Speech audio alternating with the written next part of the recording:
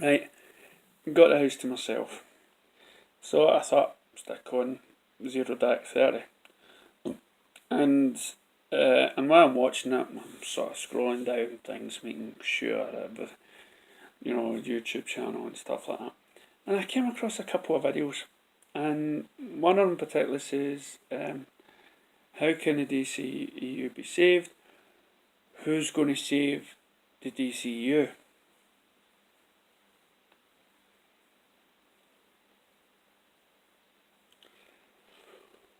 Whoa, it doesn't need saving.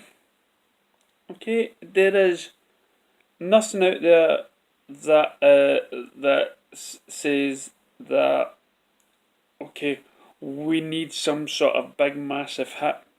There isn't. We've had the hits.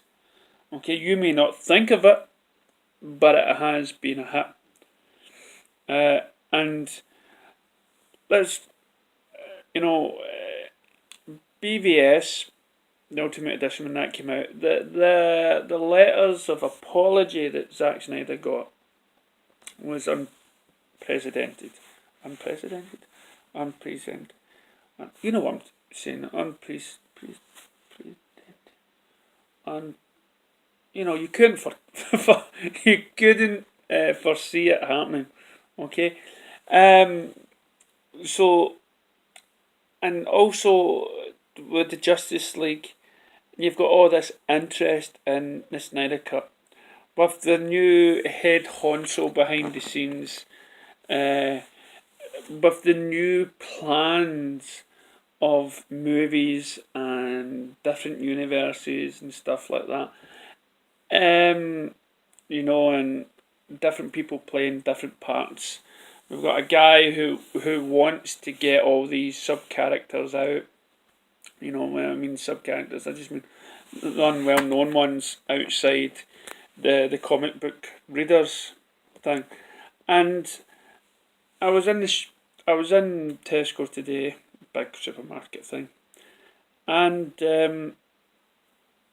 this woman walks by, and she's wearing a Man of Steel, a grey sort of S emblem Man of Steel T-shirt, and I walked by her wearing the Suicide Squad, and I noticed she was staring at us earlier on and stuff like that.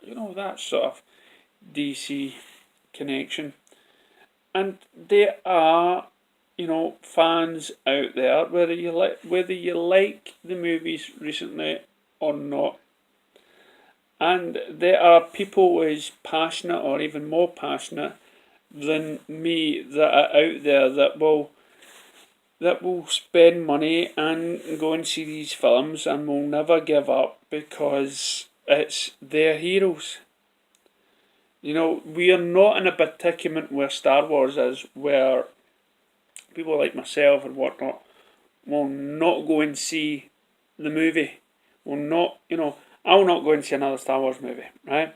Because it's been treated so badly, right? Now, DC, not for me, despite what you may think of behind the scenes of Justice League, it was still serving the good of what they believed at the time for the way forward, right? And yeah, you may speculate or you may argue that they may have treated a character wrongly or whatever, but not as bad as we would sign petitions saying, let's not go and see this movie. The majority of people will just say it's like an animated movie, and it's. But there's nothing in these films that will destroy the core of these DC movies. Of the core of the characters and everything else, and we have the great DC TV that's going on just now, and that gives us another side to what people like the Flash can be. We have signs of Shazam maybe having a wee test screening pretty soon, and we have Aquaman just around the corner that is getting the trailer will be coming out. We've got signs of Wonder Woman, and the interest in these movies, the interest on YouTube, on the future, it's all talk. It's everybody's still talking about it. Everybody's still talking. What's going to happen next? What's going to happen? And that feeds interest. Even your negative comments feeds the debate. And as I say, when I see these people walk about in these t-shirts and everything else, and I see the DC Cafe, and if you haven't seen it, you can just either YouTube it or go to my Facebook page. And as long as the filmmakers are willing to make DC, as long as Warner Brothers own DC, they will forever, constantly, through time, make DC movies. As far as your conception of the DC universe, connected universe like you have in Marvel,